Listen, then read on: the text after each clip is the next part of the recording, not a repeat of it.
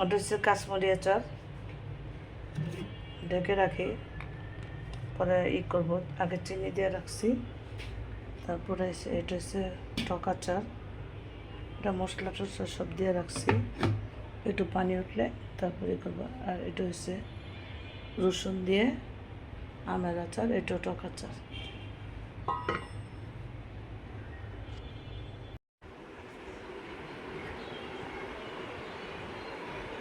এটা রসুন দিয়ে তেল দিয়ে রান্না করা, মানে বাগানের আচার।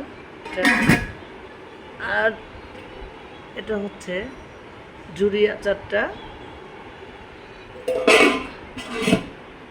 আর এটা হচ্ছে এই রসুনের আচারটা, যেটা 2-3 দিন পরে সবুজ হয়ে যাবে, সেই আচারটা এটা। তারপরে আছে এখানে আছে হলো গিয়া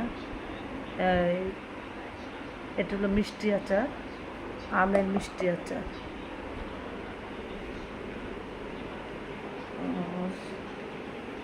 এটা হচ্ছে আমচুরের, আম শুকাইয়া যে আচারটা বানায় সেই আচারটা, ওই আচারটা।